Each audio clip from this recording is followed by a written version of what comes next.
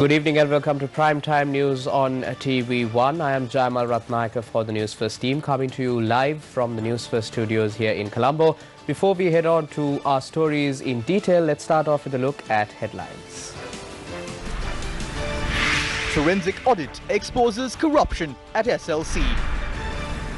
UNP parliamentary group convenes. Lieutenant General Shavendra Silva appointed as army commander. MP Udayagamman Pilla speaks of American-style security for Gotabaya Rajapaksa. MPs loyal to SLPP pledge that Pillayan will be released when SLPP comes to power.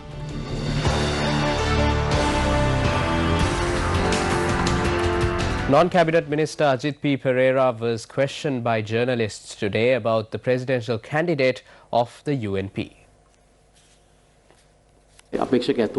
We are hoping to officially announce the presidential candidate before the public at a massive rally in Golfes that would attract hundreds and thousands of people. That will happen in a few weeks. The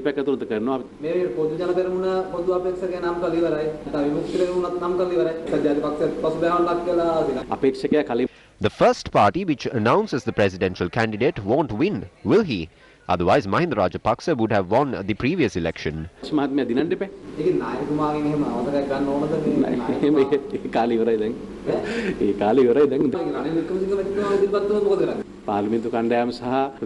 the parliamentary group and the working committee will hold a vote and defeat him politically.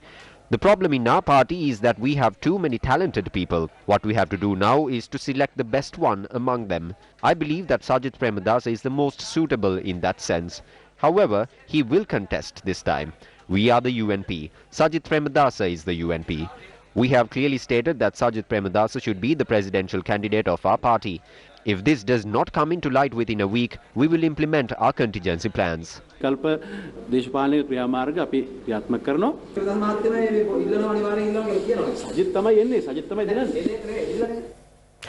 Meanwhile, Minister Partli Champika Ranawaka has stated that a decision of the presidential candidate and a broad alliance will be made before the end of this month.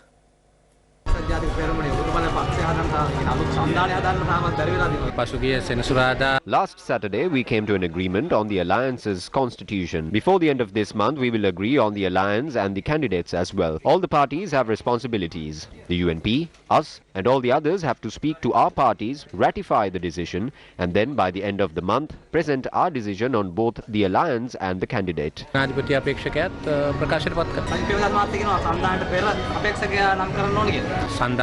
Both the candidate and the alliance will be announced together with the agreement of Minister Premadasa as well. The policy, the program, and who will run the country must be agreed upon. After that, it is not too important as to whether Mr. Premadasa or anyone else is the candidate. Now, Deputy Leader of the United National Party Minister Sajith Premadasa launched yet another model village today, this time in Iriagolla, Matale. The village has been named Srimat Alik Aluviharagama in memory of the former minister Alik Aluvihare. This village, comprising of 23 housing units, is the 257th village constructed under the Samata Sevana Udagamana program.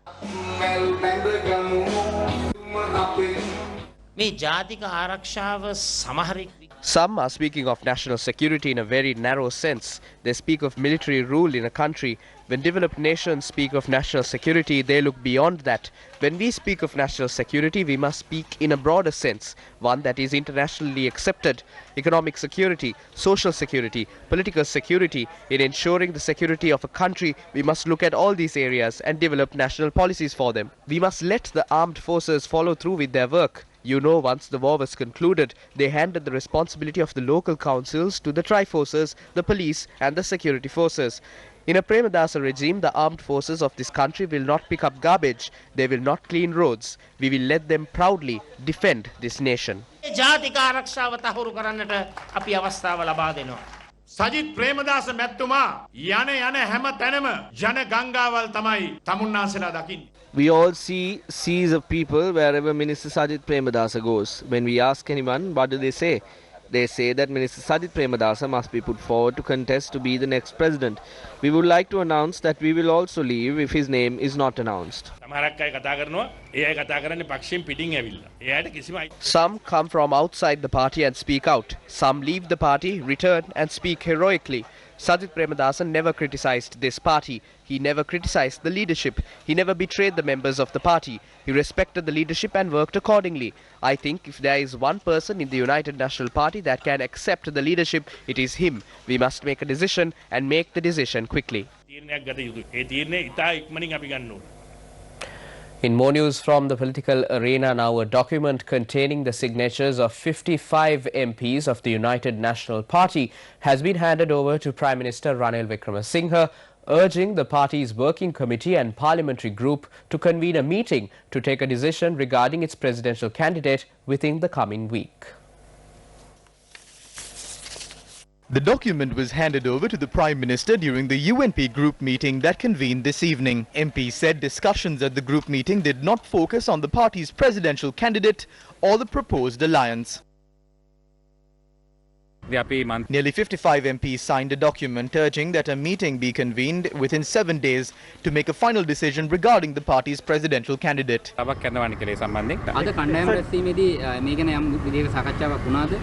No, this matter was not discussed during the group meeting. However, when we handed over the document, the Prime Minister has told Minister Kabir Hashim and Minister Ranjit Madhum Bandara that this matter should be discussed and solved. Discussions regarding the presidential candidate did not take place. Further activities and parliamentary matters were only discussed. Even Minister Sajith Premadasa was not present today. The Prime Minister was present.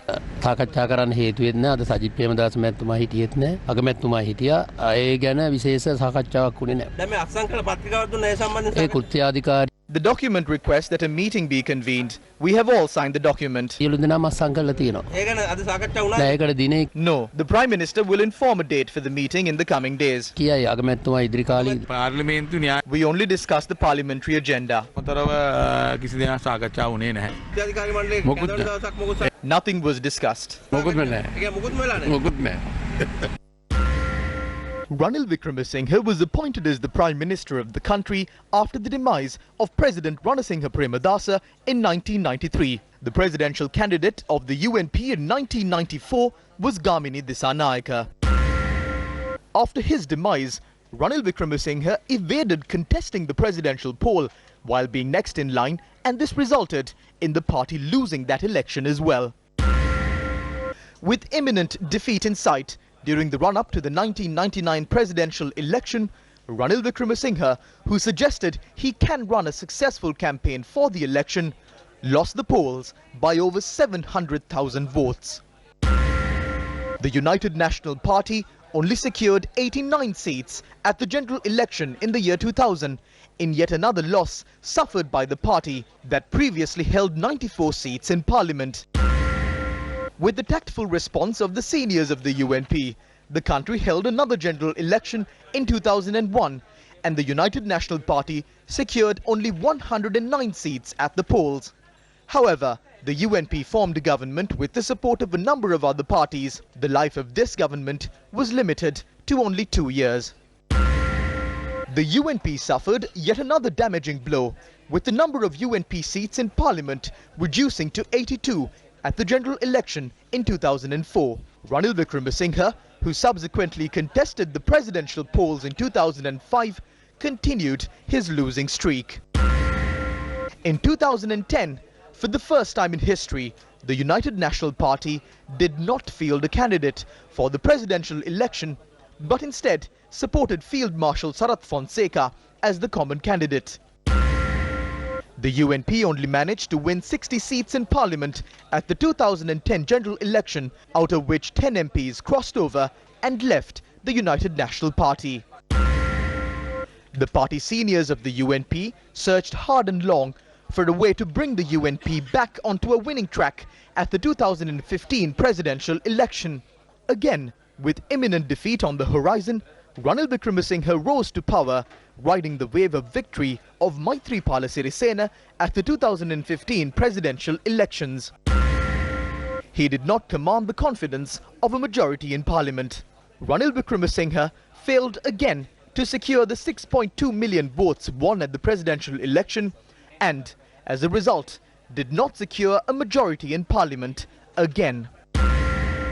If not for the support of the president, the UNP's campaign at the 2015 general election would have also ended in defeat. Although the UNP contested the local government polls together with a number of other parties, they were only able to secure 32.61% of the votes. Ranil Wickremesinghe, in his tenure as leader of the United National Party during the past 25 years, had lost a total of 29 elections, including 3 presidential elections.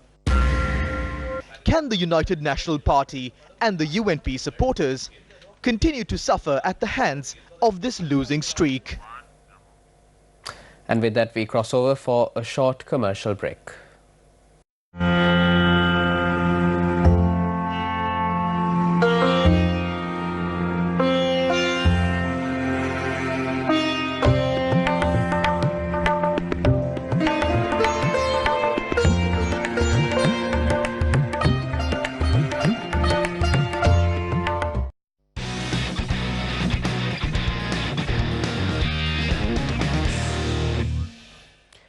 Welcome back to the news. The forensic audit conducted into the activities of Sri Lanka cricket has revealed a number of financial irregularities that took place at the country's cricket governing body.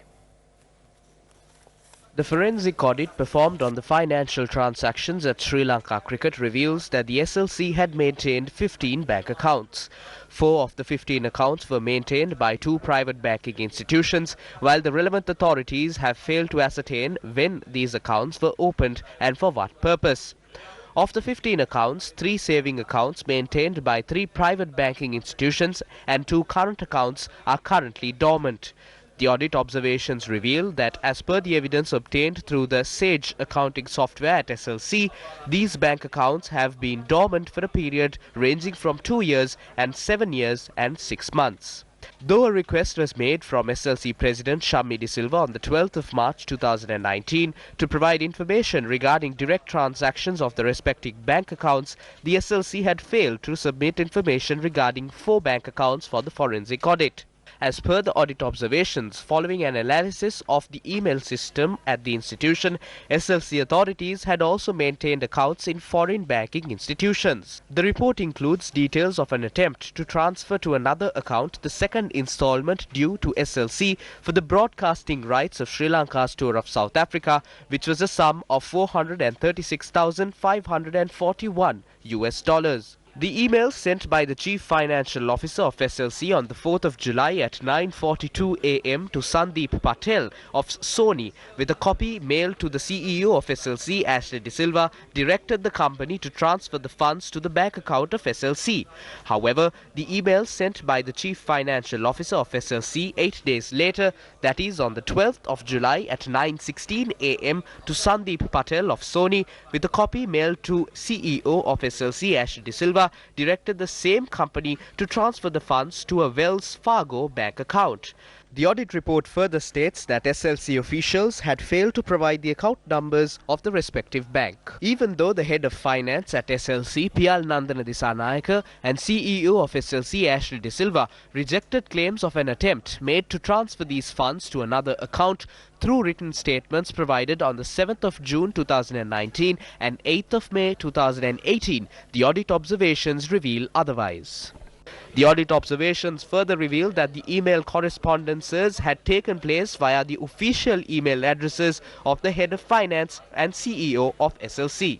The audit observation was confirmed through reports and evidence submitted by the Computer Emergency Readiness Team, or the CERT. This report further states that the head of finance at SLC, Piyal Nandana Disanayaka, and its CEO, Ashley De Silva, had used an application named MyMail. The report from CERT stated that emails are not copied into the operations system when this specific application is used. According to CERT, a person cannot enter the accounts without verifying their identity or without using a password. The observations of the audit officials also stated there is no evidence to support that the CEO of SLC, Ashley De Silva, and the Chief Financial Officer at SLC, PR Nandana Disarnayaka, were not aware of an attempt to transfer these funds to another account. Is it not the duty of law enforcement officers to take legal action against these officials? When the forensic audit reveals such large-scale corruption, how much longer can these officials be silent? What is the point in only preparing reports on corruption and fraud if the perpetrators are not arrested? We are in possession of more details on these scams and until the law is enforced. On to yet another headline-making story. Lieutenant General Shavendra Silva was appointed as the 23rd Commander of the Sri Lanka Army earlier today. Lieutenant General Shavendra Silva obtained his appointment letter from the President at the Presidential Secretariat this morning. Lieutenant General Shavendra Silva, who is a past pupil of St. Thomas's College, Matale, joined the Sri Lanka Army as a cadet officer on the 5th of March in 1984. After completing his training on the 16th of November in 1985, he was promoted to the position of second lieutenant and joined the Gajaba Regiment as one of its very first members. He was the commanding officer of the 1st and 5th and 8th battalions of the Gajaba Regiment from 1995 to 1998. He played a major part in all the crucial operations leading up to the victory of the Civil War in the year 2009. Shavendra Silva held the post of the Chief of Staff of the Training Board of the Sri Lanka Army, Chief of Staff of the Security Forces Headquarters in Jaffna, and the Chief of Staff of the War Services Secretariat from 2000 to 2005. He was appointed as the Brigadier of the 531st Brigade in 2006 and the head of the 58th Regiment in 2007. He held this post until the end of the war in 2009 and was appointed as a permanent representative to the United Nations in 2010. He returned to Sri Lanka as the head of the 53rd Regiment of the Sri Lanka Army.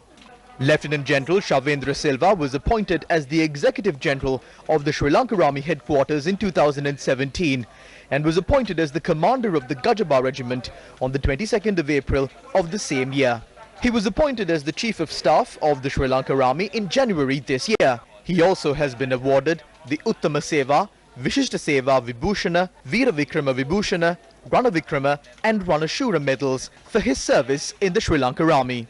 Lieutenant General Shavendra Silva is the first ever commander of the Sri Lanka Army who was appointed from the Gajaba Regiment. The National Awards ceremony for the year 2019 was held under the auspices of President Maithripala Sirisena today.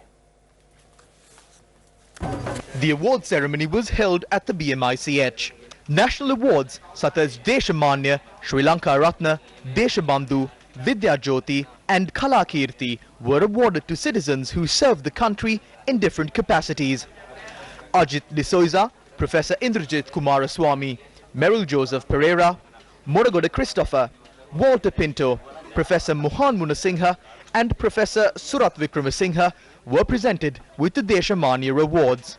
Commanding Officer of the Police Special Task Force, Senior DIG M.R. Latif, was awarded with the Deshabandhu Award. Edwin Arya Dasa, Sugat Tilakaratna and Professor Vimal Disarnayaka were presented with the Deshabandhu Award, while Special Representative of Japan, Yasushi Akashi, was presented with the Sri Lanka Ratna Award. The honorary title will be conferred upon a non-Sri Lankan national recognizing their service to the nation. Mr. Yasushi Akashi from Japan will be awarded the Sri Lanka Ratna honorary title.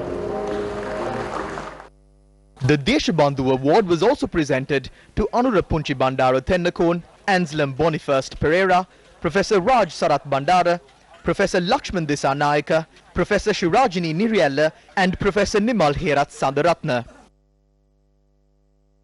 Veteran dramatist Jerome L. De Silva was awarded the Kalakirti Award for his extraordinary achievements and contribution to arts, culture and drama. Meanwhile, Japanese peace envoy Yasushi Akashi met opposition leader Mahinda Rajapaksa regarding rehabilitation and reconstruction. The duo met at Mahinda Rajapaksa's official residence in Vijayarama. A group of parliamentarians, including Keheliya Rambukwella and former Minister G.L. Piris, also attended the meeting. 3 new European envoys accredited to Sri Lanka presented their credentials to President Maithripala Sirisena at the President's house in Colombo today. The envoys who presented credentials were the High Commissioner of the United Kingdom of Great Britain and Northern Ireland, Her Excellency Sarah Halton, Her Excellency Trine Eskadel, Ambassador of the Kingdom of Norway, and Her Excellency Tanja Gongrip, Ambassador of the Netherlands. The 3 envoys conveyed the best wishes of their respective government to President Maithripala Sirisena and emphasized they would endeavour to further strengthen bilateral ties and cooperation during their tenure in Sri Lanka. Addressing the new envoys, the President said that all 3 countries represented by the new envoys have excellent, long-standing relations with Sri Lanka. The British High Commissioner, Her Excellency Sarah Halton, on Twitter said, quote, "I am looking forward to further strengthening the bilateral relationship between our 2 countries with the support of my colleagues," unquote. While presenting her credentials, Her Excellency Ambassador Eskadel highlighted that Norway's partnership with Sri Lanka, quote, "consists of shared democratic values and interests, as we are both strong supporters of multilateral cooperation, human rights, a rules-based world order, and a strong United Nations," unquote. Glory to my country. Empowering the dreams of the next generation. Main sponsor. Lanka kiri edat adat hetat hondama de pamanai. Parliamentarian Pavitra Vaniyarachi convened a media briefing today and spoke regarding the American agreements with Sri Lanka. So far agreement එක අපි අතේ We have the SOFA agreement in our hands, but they say it has not been signed yet. What is there is this draft. If American forces come to the country and abuse our children, can we file legal action against them? If they abuse our women, can we file legal action against them? According to the SOFA agreement, the laws of Sri Lanka does not apply to the American military officials. Aren't mothers scared of this? D.S. Senanayake and Dudley Senanayake gave lands to the people of this country in a way that they cannot sell them off to outsiders. But today, what is this government trying to do through the Millennium Challenge Cooperation Compact? The first generation will sell these lands until Trincomalee to America at a price below the actual value of the land. The first generation will make deposits in the bank and live well. But come the second generation, the people of this country will lose the land in this country. Mothers are scared of this. Following are the views expressed by Ravi Karunanayake after attending a Young Political Activists Forum of the United National Party.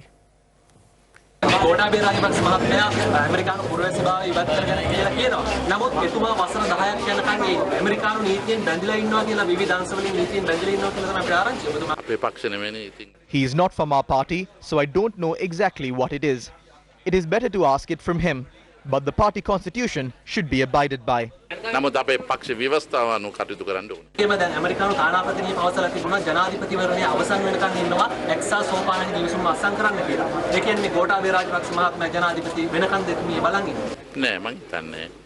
No, I don't think so. Various statements are being made, but everyone should abide by the constitution.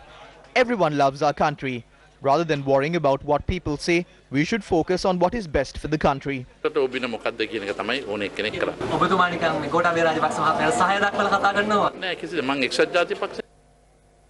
Now, while Ravi Karunanayake expressed those views, certain other state ministers of the United National Party had this to say regarding presidential nominee Gotabaya Rajapaksa.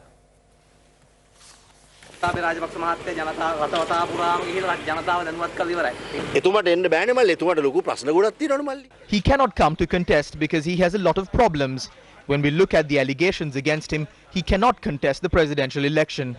He had come to Sri Lanka in 2005 without applying for dual citizenship. After that, he was included on the electoral list in 2005. This cannot happen. There is a court case over the matter. Recently, with the support of one of our ministers, he had prepared an ID and a new passport and gone to Singapore. Also, his name is not there on the list of citizens. This is the first time in history where the people have selected a presidential candidate who has so many charges against him. Charges of murder, charges of enforced disappearances, the avant-garde case and the MIG deal. This will go down in history. සියලුම චෝදනා තිය එහෙම ජනාධිපති අපේක්ෂකයෙක් හැටියට ලංකාවේ ජනතාව තෝරා ගැනීම ඉතිහාසගත වෙනවා. As far as we know, Gotabaya Rajapaksa can never be the president of this country. America must be thinking that it would be easier for them if one of their citizens is appointed as the president of this country so that they can impose the conditions that they want. They must be thinking like that because Gotabaya Rajapaksa is a US citizen, and they must be thinking that it would be easier to do what they want if he comes into power.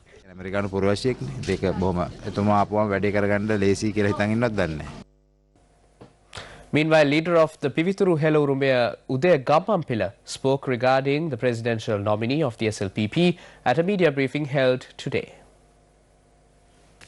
Gotabaya Rajapaksa Matutuma may The only way that Gotabaya Rajapaksa can be prevented from becoming the president of this country is by assassinating him. It is very important that the people around Gotabaya Rajapaksa be mindful of the people surrounding him in public. We do not have two Gotabaya Rajapaksas. Gotabaya Rajapaksa has been given the security in his capacity as the former defense secretary who helped win the war. But as a presidential candidate, he goes to 6, 8 or even 10 places daily. These places that he visits should be searched, and officers should be deployed to gather intelligence at these locations. When a presidential candidate is nominated in America, the Secret Service provides special protection to the presidential candidate and his entire family. So we hope that the president will focus his attention on this matter immediately. මේ පිළිබඳ ජනාධිපතිතුමාගේ කඩිනම් අවධානය යොමු වනු ඇතැයි අපි බලාපොරොත්තු වෙනවා. Here are some of the views expressed after the rally of the Podujana Peramuna organized in Batiklo yesterday by parliamentarians who support the SLPP. The presidential election. With the presidential election drawing near, if our presidential candidate wins, Pillan will be out. Pillan will be coming out. Nothing else can be done. There is no justice, there is no truth. We do not know how much longer he'll have to remain inside. After this meeting, I will go to the prison and meet him. Do not be sad. I would like to state, just like Vimala Veera Disanayaka said, in another 100 to 130 days, Pillan will definitely be your chief minister.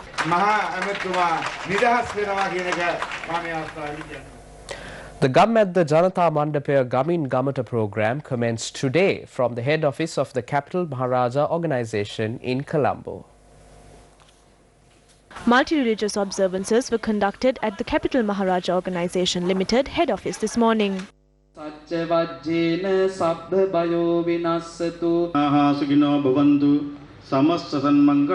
Namo Mariali, Priyapasada Purnavantini, Swamin Wahansi Oba Kereya. Lana min ladunka rahmatan innaka antal wahhab. Allahumma. The top management of the Capital Maharaja Organisation Limited, the Newsfirst staff and members of the Gammadda initiative participated in the launch. The Gammadda Janata Mandapaya program will be conducted across the island in the hope of giving a voice to the voiceless population of Sri Lanka. This will include an exhibition of the projects and services provided by the Gammadda initiative throughout the past 4 years. Through this, the general public will be given the opportunity to actively participate to solve 8 main issues of the people identified by the Gammadda door-to-door program. A special form on the matter can be filled and submitted to the Gammadda team. The signing of an epistle demanding for swift solutions to the 8 issues that have been identified will be conducted.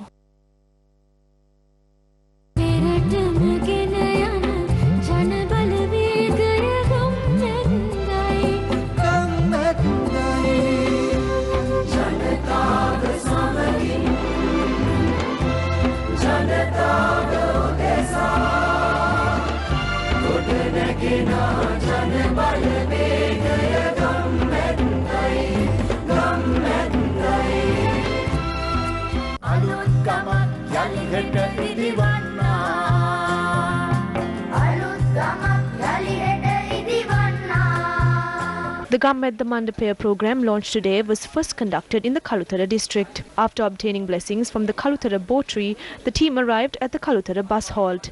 Many people presented their issues to the Gammadda team at the location.